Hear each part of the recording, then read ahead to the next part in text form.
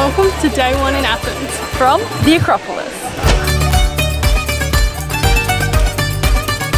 Good morning everyone and welcome to our first full day in Athens. Neither one of us have ever been to Greece before, let alone Athens, so we're very excited to see what there is to see and do. We're heading towards the train station now to head to our first attraction. It's only 7:45 in the morning, so train station's off to a good start. It's meant to be, we say this every day, it's another hot one today, but it is truly a hot week this week in Athens. It's reaching like 42 degrees on some days. I think the day after we leave, but it's high 30s today. So we're sunscreened up, slip slip flap, ready to go. Guys, we've made it to the Acropolis with obviously the most iconic structure behind me, the Parthenon. Absolutely beautiful. In true Europe summer fashion, there is some construction work going on just to kind of maintain the structure, obviously. It's funny, as we were on our way up, I said to Rosh, I wonder how often they do maintenance on these things. And then we came up and could see on the other side, you can see all the structural walls and stuff that they're using, but crazy beautiful. So guys, I've been doing a bit of reading on the Parthenon. It was built thousands of years ago, dedicated to the goddess Athena, who is the patron of Athens. It is incredible that this thing is thousands of years old. It took 9 years to build the main structure, and then for the next 6 years they continued to improve the design. I just cannot believe how old it is. Like, imagine how many times you would have to listen to Taylor Swift's All Too Well 10-minute version to be the same age as this building. I'd say it'd be a lot. Guys, tourist season in full swing. Look how many people. It is crazy. This is probably the most people we've seen at like a tourist attraction yet, and I'm expecting it to get busier and busier from here on in. Guys, and as if coming up to see the thousands-year-old Parthenon isn't enough reason to walk up all those stairs, the 360 panoramic views of Athens certainly are. This is amazing. Guys, not only is the Parthenon huge, it's so detailed. There are, at the very top, there are like little bits of, I suppose, statue, marble poking out. I can see a horse head, I can see a person. It's really unbelievable to think that, I don't know, people were able to do such detailed pieces of architecture thousands and thousands of years ago. Guys, it's so hot here today. There's such a big line for the one vending machine there is up here at the Acropolis, but it is a scorcher.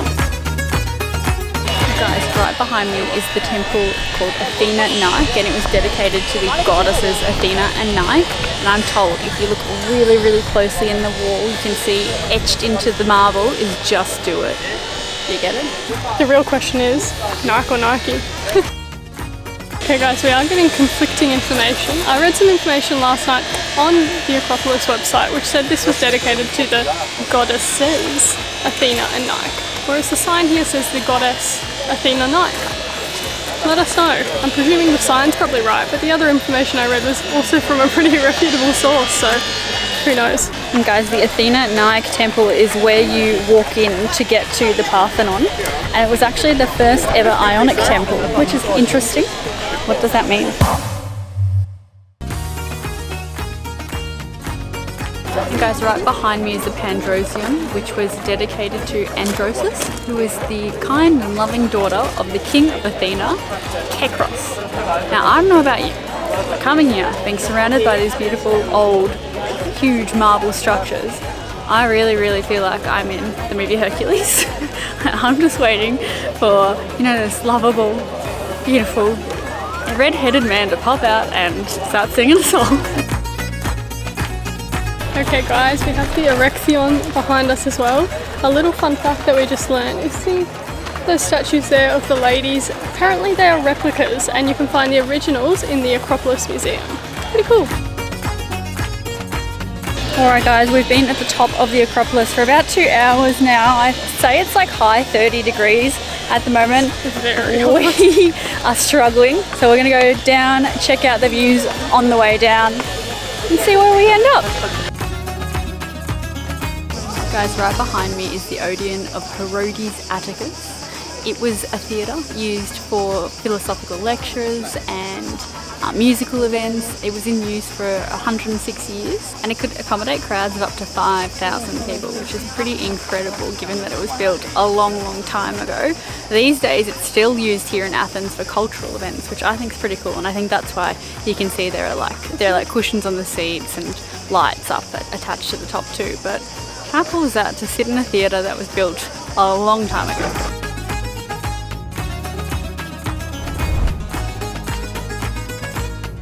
And just outside the exit of the Acropolis to the right, if you go up some stairs, you can come to this pretty good lookout.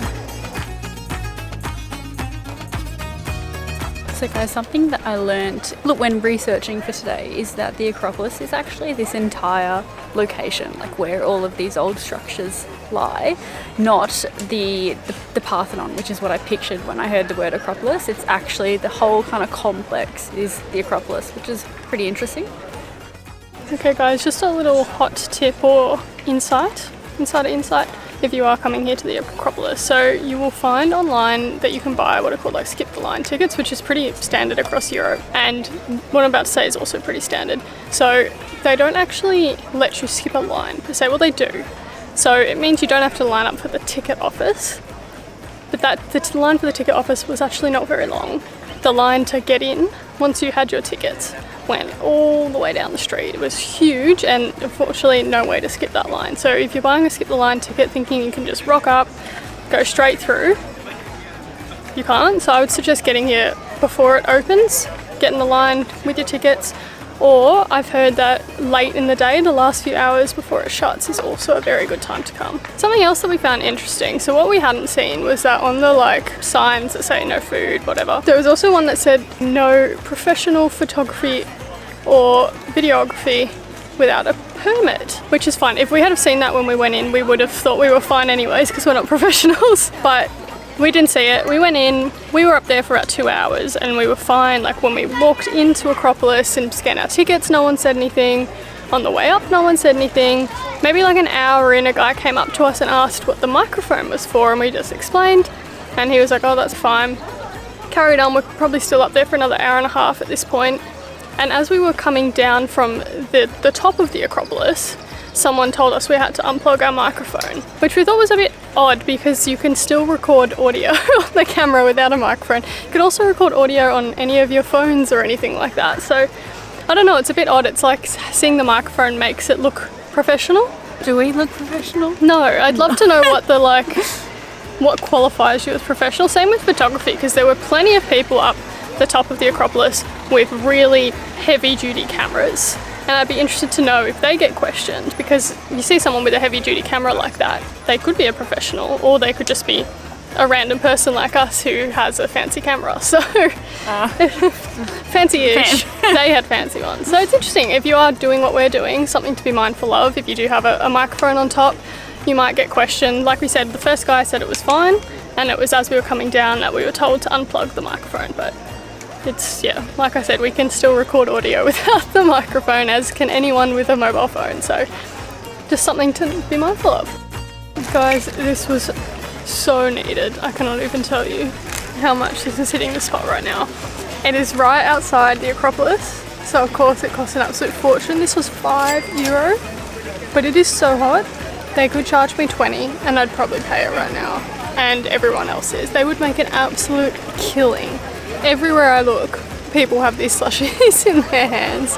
Oh my god, I cannot tell you how incredible this is right now. Okay guys, we are now leaving the Acropolis area. We're just strolling around the streets of Athens, and you just like randomly stumble across ruins.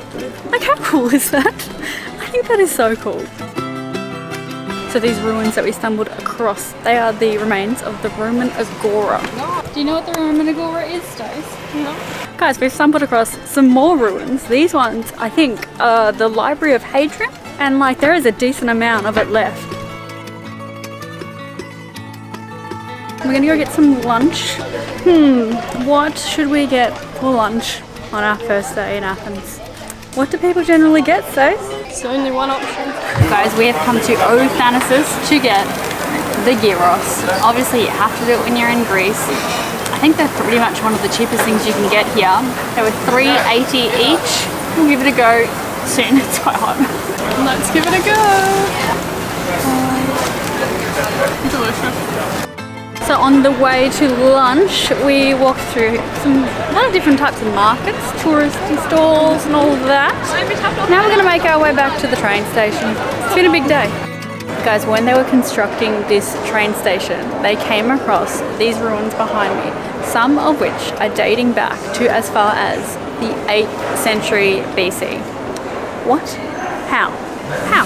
Okay guys, it is much later in the day. Last you saw, we had our delicious gyros at O Thanassis. I pretty much googled last night where to get the best gyros that's like relatively close to the Acropolis, and I think there were 3 places that were consistently coming up, all within the same area. So I said to Rosh, whichever one we come across first gets our money. So O Thanassis it was, but it was delicious. But we've just been back at our room cooling off because it was a scorcher this morning.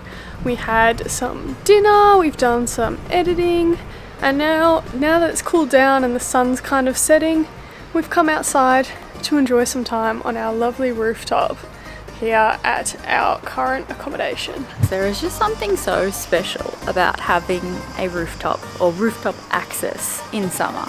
Like, it's so nice that when the sun goes down, the temperature starts to cool down, you could sit out here and still have light. I'm really loving it. Let me give you a little bit of a tour of our private rooftop. Over here is the roof area, and then we have this like little window type thing. Like, it's large. You could probably play Tiggy or something up here, or hide and seek. Maybe I'll ask Stacey later. I haven't even been around here, guys. This is the first time. There's a bench. Nice. And then if we go back to where we came from, we've got 2 lounge chairs over there. Perfect for lounging in. We have like a lounge sofa type thing. Perfect for after dinner editing, listening to the birds and the dogs. We have our own little private forest. And my personal favourite, a little outside table and chairs where we can, you know, sit here, have a Coke, have breakfast. I had breakfast outside this morning. It was really nice. It's actually like one of my favourite moments of the trip. So very happy with this accommodation. Maybe we will link the details to the accommodation in the description. Highly recommend. Okay guys, I think that's us for today. It's actually, on the camera it looks a lot lighter than it is, but it's actually getting dark, which, like we've said in our videos, we haven't seen darkness a whole lot over the last month. We're usually in bed. The sun sets very late, rises very early, but it's getting dark, the sun's going down. It's just so beautiful out here on this rooftop. I can't even explain how nice it feels to have, like, one, just the space, like being cramped in, you know, like hotel rooms and hostel rooms and cubes. It's like, we cope, like we're not super fussy with accommodation. We've coped fine, but to have the space has just been so nice. And just to sit outside as it gets cooler and just the fresh air, it's been so nice. We've really loved it here at this accommodation. Couldn't speak more highly of it. But yeah, I think that's it for today. We had a very good first day in Athens. Tomorrow is our second and final day, unfortunately. We've got a few cool stops to go to tomorrow, and then the day after we're heading off to somewhere very special, which we're very excited about. So make sure you like the video if you liked it. Hit subscribe if you haven't already. We're doing this for 12 months. We're only 1 month in. Today's actually our 1 month anniversary of full-time travel, which is super exciting. It's gone quick, but also not. It's also gone slow. But to think 1 out of 12 done, that's pretty crazy. And we're just going through all our footage now, and it's crazy how much we've already done in 1 month. So we're very excited to see what the next 11 months hold for us. If you are too, please make sure you subscribe, and we'll see you in our next video. Bye.